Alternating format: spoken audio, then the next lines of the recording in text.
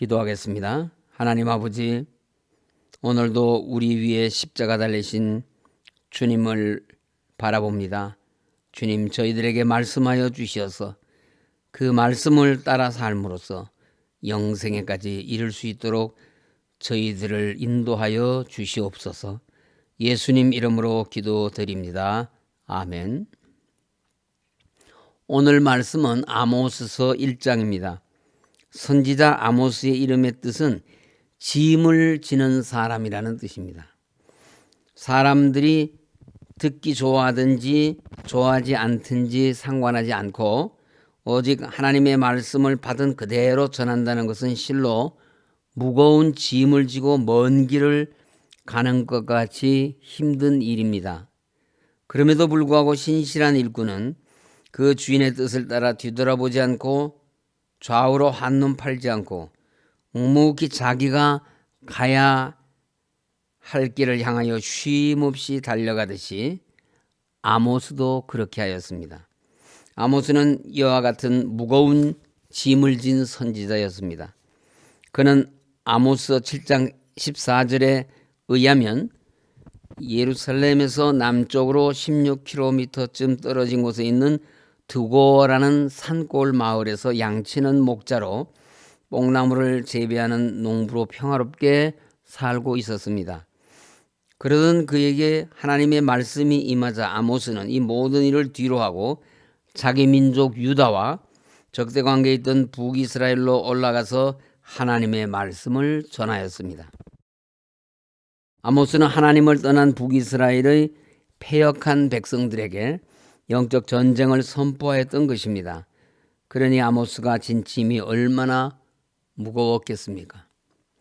아모스가 활동하던 당시는 남유다와 북이스라엘 모두 정치, 경제, 군사적으로 크게 번영하던 때였습니다. 특히 북이스라엘은 다윗과 솔로몬 시대 이후 최전성기를 구가하던 때였습니다. 그러나 북이스라엘의 이런 번영의 이면에는 선민 이스라엘이 우상 숭배로 인한 극심한 영적 도덕적 타락과 물질 만능주의와 현세지향적인 인본주의가 만연해 있었습니다. 북이스라엘 백성들의 신앙생활은 마치 몸을 치장하는 하나의 장식품에 지나지 않았으며 하나님께 드리는 제사와 지켜야 할 절기를 형식적으로 지키기만 해도 하나님께서 택한 백성을 영원히 축복하시고 지켜주실 것이라고 믿는 잘못된 신앙에 깊이 빠져 있었습니다. 그들은 왜곡된 선민의식에 사로잡혀 있었습니다. 하나님께서 택한 백성은 무조건적으로 보호하시고 이방민족은 모두 심판하실 것으로 맹목적으로 믿고 있었습니다. 그러나 하나님께서는 하나님을 알지 못하는 이방인은 물론 택하신 그 백성이라 할지라도 죄 가운데 있는 모든 사람은 하나님의 영광에 이를 수 없게 하셨습니다. 그러므로 아모스 선지자는 1장에서 이방 나라에게 임할 심판을 먼저 예언한 후에 2장부터 유다와 북이스라엘에게 임할 심판, 특별히 북이스라엘에 임할 하나님의 심판에 대해 예언하고 있습니다. 실로 회개하지 않는 민족과 회개하지 않는 죄인은 어느 민족, 어느 누구라도 하나님의 심판을 피할 길이 없습니다. 하나님께서는 1장에서 이방 6나라와 2장부터는 남유다와 북이스라엘에 대한 심판을 예고하시면서 반드시 그들을 심판해야 할 이유가 그들이 서너 가지 죄 때문이라고 말씀하고 있습니다. 여기서 서너 가지는 매우 많음, 반복이라는 의미로 당시에 사용되었습니다. 그러므로 하나님께서 이 나라들의 대심판을 예고하시는 것은 그들의 많은 죄악과 반복된 죄악 때문이었습니다. 3절에서 5절은 다메섹에 대한 심판입니다. 다메섹이 심판을 받을 죄는 요단 동편에 살고 있던 이스라엘 백성의 두 지파반, 다시 말해서 루벳, 갓, 므낫세 반지파가 살고 있던 길르앗 지역을 다메섹이 점령하여 북이스라엘 백성을 철 타작기로 타작하듯 잔인하게 압박하였기 때문입니다. 3절을 보면 여호와께서 이와 같이 말씀하시되 다메섹에 서너 가지 죄로 말미암아 내가 그 벌을 돌이키지 아니하리니 이는 그들이 철 타작기로 타작하듯 길르앗을 압박하였음이라고 하였습니다. 그들의 압박은 한 번으로 그치지 않고 앞서 말씀드린 서너 가지라는 표현이 의미하는 것처럼 다메섹이 북이스라엘 백성들을 철 타작기로 타작하듯 괴롭힘은 그야말로 끊이지 않고 계속되었던 것입니다. 하나님의 백성을 억압하는 자는 하나님의 심판을 피할 수가 없습니다. 4절은 하나님께서 하사엘의 집에 불을 보내며 벤 하닷의 궁궐들을 살을 것이라고 경고하십니다. 하사엘과 벤 하닷은 다메섹의 왕들입니다. 다메섹은 그들이 범한 죄의 대가로 다메섹의 통치자들과 집과 왕궁이 불탈 것이라는 예언이며 다메섹이 파멸할 것이라는 말씀입니다. 타작 기계의 쇠꼬챙이가 타작할 곡물을 잘라내듯 북이스라엘 백성들을 살육하고 괴롭혔던 다메섹은 하나님의 분노의 심판 아래 파멸될 운명에 처하게 될 것입니다. 5절에 내가 다메섹의 빗장을 꺾으며 아벤 골짜기에서 그 주민들을 끊으며 벳 에덴에서 규 잡은 자를 끊으리니 아람 백성이 사로잡혀 기르에 이르리라고 하였습니다. 내가 다메섹의 빗장을 꺾으며라는 말은 다메섹의 견고한 성문을 파괴하리라는 말씀입니다. 아벤 골짜기는 우상을 숭배하는 신전이 있던 곳이었으며 아벤은 사악한이라는 뜻입니다. 쾌락의 집이라는 뜻인 벳 에덴은 왕궁과 왕이 우상을 섬기던 신전에 있던 곳이었습니다. 이 모든 것이 파괴될 것이라고 아모스 선지자는 예언합니다. 이 예언은 실제 역사적으로 주전 732년경 아수르가 다메섹을 침공하여 아람 다메섹 백성들을 기르로 사로잡아 감으로써 그대로 성취되었습니다. 다메섹이 아수르에 의해 파멸당할 수밖에 없는 이유는 바로 그들이 포악을 행하며 사악한 마음으로 선민을 침공하고 압제했을 뿐만 아니라 그들로부터 빼앗은 착취와 약탈로 더 큰 쾌락과 향락을 즐기고 번영을 누리고자 한 사악함을 하나님이 심판하신 결과입니다. 6절부터 10절은 블레셋과 두로에 대한 심판입니다. 블레셋과 두로에 대하여 하나님께서 심판의 근거로 삼으시는 죄가 꼭 같습니다. 그것은 사로잡은 자를 에돔에 넘긴 죄라는 것입니다. 블레셋의 5대 도시 중 하나인 가사는 극악한 인신매매의 근거지로서 닥치는 대로 모든 사람들을 잡아 에돔에다 종으로 팔았던 것입니다. 이에 하나님은 블레셋의 성읍과 왕과 백성들에 이르기까지 완전히 진멸시키겠다고 하셨습니다. 이 예언은 주전 8세기경 아수르가 블레셋을 침략함으로 일부 성취되었으며 그 후 유다의 마카비 시대에 온전히 성취되었습니다. 특별히 블레셋은 전쟁 포로로 잡은 이스라엘 백성들을 노예로 팔면서 특히 이스라엘의 깊은 원한을 가지고 있던 에돔에 팔았습니다. 이것은 두로 또한 마찬가지였습니다. 두로는 다윗과 솔로몬 시대에는 이스라엘과 밀접한 동맹관계를 유지하고 있었습니다. 하지만 해상과 육로 무역권을 놓고 경쟁하던 이스라엘이 솔로몬 이후 분열과 약화의 길로 들어서자 자국의 경제적 이익 앞에서 형제국가인 이스라엘과의 언약을 일방적으로 파기하고 이스라엘 백성들을 사로잡아 블레셋과 마찬가지로 에돔의 종으로 팔았던 것입니다. 이것이 두로의 죄입니다. 두로는 주전 332년 헬라 제국의 알렉산더 대왕에 의해 파괴되었습니다. 언약에 신실하신 하나님은 사람과 사람 간에도 신을 저버리는 것을 결코 간과하지 않습니다. 신실하신 하나님은 당신 백성에 대한 언약을 반드시 지키십니다. 그리고 하나님의 백성에게도 언약을 신실하게 지킬 것을 요구하시며 어길 때는 꾸짖고 책망하셨고 끝내 언약을 지키지 않으면 징계를 하셨습니다. 그런데 하나님은 당신에 대한 언약만을 지키시라고 하시는 것이 아니라 사람들 간의 언약도 반드시 지킬 것을 요구하십니다. 여호수아가 자기를 속이고 언약을 맺은 기브온 사람들과의 언약을 왜 지켰겠습니까? 그것은 하나님께서 사람들 간에 맺은 언약까지도 신실하게 지킬 것을 요구하셨기 때문입니다. 하나님은 설령 자기에게 손해가 미친다 해도 약속을 지킬 것을 요구하십니다.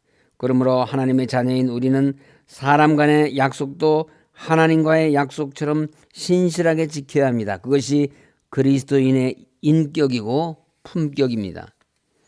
11절과 12절은 에돔에 대한 심판입니다. 에돔은 이스라엘과 형제지간입니다. 야곱과 에돔의 조상인 에서가 이삭과 리브가에서 태어난 쌍둥이 형제이기 때문입니다. 그런데 동생 야곱이 장자의 축복을 가로챘기 때문에 형 에서가 장자권과 관련해서 동생 야곱에게 원한을 품게 되었고 죽이려고까지 하였습니다. 하나님의 섭리로 후에 에서와 야곱은 화해하기는 하였지만 에서의 후손인 에돔 족속은 야곱의 자손인 이스라엘 사람들에게 원한을 품고 끊임없이 이스라엘을 대적하였습니다.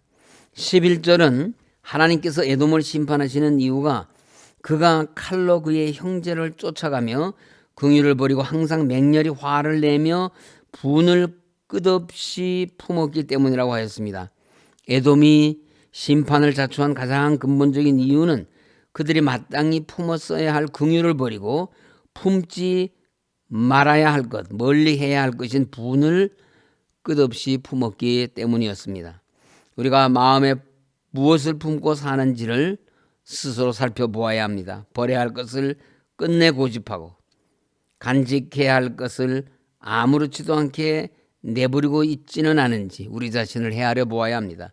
다윗이 시편 19편 14절에서 그 행실이나 입의 말만 아니라 마음의 묵상까지도 하나님 앞에 연락되기를 원한다고 기도했던 것처럼 하나님께서 사랑하시는 성도님들도 하나님만을 마음 중심에 모시고 하나님 앞에 합당한 것만을 마음에 품고 간직할 수 있으시기를 간절히 소원합니다. 13절에서 15절은 암몬에 대한 심판입니다. 13절을 보시면 암몬의 심판을 경고하시는 이유를 그들이 자기 지경을 넓히고자 하여 길르앗의 아이벤 여인의 배를 갈랐음이라고 하였습니다. 이것은 다메섹 곧 아람이 길르앗 지역을 점령하여 이스라엘 백성을 철 타작기로 타작하듯 압박한 악행과 같은 상상할 수도 없는 끔찍한 악행이었습니다. 암몬이 이토록 극악무도한 악을 저지른 이유를 성경은 자기 지경을 넓히고자 하여라고 하였습니다. 길르앗은 하나님께서 주신 약속의 땅 가나안에는 포함되지 않았지만 묵시적으로 하나님께서 이스라엘에게 허용하신 이스라엘 땅이었습니다. 또 길르앗은 이스라엘이 아모리 왕 시온과 바산 왕 옥으로부터 취한 땅이었기 때문에 암몬에게는 그 땅에 대한 권리가 없었습니다. 그런데도 그들은 오로지 자기들의 탐욕을 위해 하나님의 백성 이스라엘 12지파 중 르우벤, 갓, 므낫세 반지파가 살고 있는 길르앗을 쳐들어왔고 하나님의 백성의 2지파 반의 종족을 멸하고 후에라도 그들을 대항하지 못하도록 아이벤 여인의 배를 가르는 잔인한 만행을 저지른 것입니다. 암몬 사람들이 아무런 수고도 없이 다른 사람의 것을 욕심내어 그 탐욕을 위해 온갖 악을 행한 결과는 욕심내었던 그 땅을 차지하고 부귀 영화를 누리게 된 것이 아니라 하나님의 심판을 당하였다는 것입니다. 14절과 15절 말씀입니다. 내가 라빠성에 불을 놓아 그 궁궐들을 사로되 전쟁의 날에 위침과 회오리 바람의 날에 폭풍을 할 것이며 그들의 왕은 그 지도자들과 함께 사로잡혀 가리라 여호와께서 말씀하셨느니라. 야고보서 1장 15절에 욕심이 잉태한 즉 죄를 낳고 죄가 장성한 즉 사망을 낳느니라고 한 말씀처럼 암몬 족속의 욕심과 탐심은 악한 죄를 범하게 하였고 범죄의 결과 암몬 족속이 맞이한 운명은 파멸이었습니다. 오늘날 우리 주변에도 암몬 족속같이 탐심과 욕심에 사로잡혀 극악한 죄를 서슴지 않고 저지르는 이들을 쉽게 보고 또 미디어 매체를 통해서도 보게 됩니다. 그러나 이들에게는 한결같이 동일한 결말을 우리는 보게 되는데, 이러한 탐욕의 노예가 되면 누구든지 자신도 모르는 사이에 죽음과 파멸이 그 앞에 있을 뿐이라는 것입니다. 말씀을 마치겠습니다. 하나님께서는 오늘 말씀에서 이방 6나라 다메섹 곧 아람, 블레셋, 두로, 에돔, 암몬, 모압 그 어느 하나도 예외 없이 그 뿌린 죄로 인해 그 나라가 멸망에 이르게 된 것은 죄가 얼마나 무서운 파괴력을 가지고 있으며 죄는 반드시 하나님의 심판을 피할 수 없다는 것을 우리에게 말해주고 있습니다. 하나님께서는 이방 나라들에게도 하나님의 법이 지켜져야 함을 분명히 밝히셨고 또 죄악에 대해서는 단호하게 징벌하시리라는 메시지를 선포하셨습니다. 이 같은 하나님의 뜻을 아모스 선지자로부터 들은 이스라엘 백성들은 그들을 괴롭히던 주변 이방 나라들의 멸망 예언을 듣고 기뻐하였습니다. 그러나 이 심판의 예언이 결국 하나님 말씀을 배역한 이스라엘을 향한 예언이었음을 그들은 깨닫지 못하였습니다. 이것이 이스라엘의 비극이었습니다. 하나님의 말씀은 다른 누군가가 들어야 할 말씀이 아니라 바로 내가 내 자신이 듣고 순종해야 할 말씀입니다. 하나님께서 사랑하시고 하나님을 사랑하시는 우리 서울교회 성도님들은 오늘도 말씀에 순종하고 성령 안에서 기도하며 그리스도의 능력과 품격을 가지고 악한 세상을 이기고 승리하는 한날이 되시기를 주님의 이름으로 간절히 소원합니다. 함께 기도하겠습니다. 첫째는 우리 모두 이 사순절 마지막 시간까지 주님을 깊이 묵상하고 시험과 싸워서 승리할 수 있도록, 둘째로 담임 목사 청빙위원회를 통하여 하나님의 목회를 신실하게 감당할 목회자를 찾아보내 주시옵소서. 셋째, 이 나라가 참된 자유와 헌법 질서 위에 바로 세워지게 하시고 복음에 대한 통일조국 속히 이루어져서 땅끝까지 이르러 복음을 전하는 제사장 나라 되게 하옵소서. 넷째, 코로나19가 속히 소멸되게 하시고 원로 목사님과 사모님의 건강을 지켜주시고 수술 후의 회복을 기다리며 투병 중에 있는 성도들의 치유와 회복을 위해서 다 함께 통성으로 기도하시겠습니다.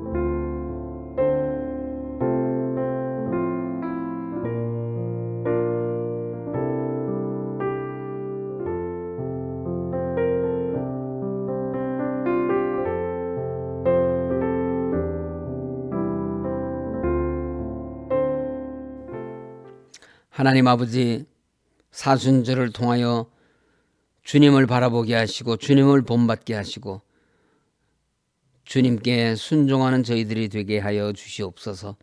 참으로 영혼을 사모하는 자들이 되어서 이 세상의 모든 환난과 핍박으로 두려워하지 않게 하시고 그 모든 환난과 고난을 지난 후에 우리에게 주어지는 하나님의 영광, 부활의 소망을 바라보는 저희들 되게 하여 주시옵소서.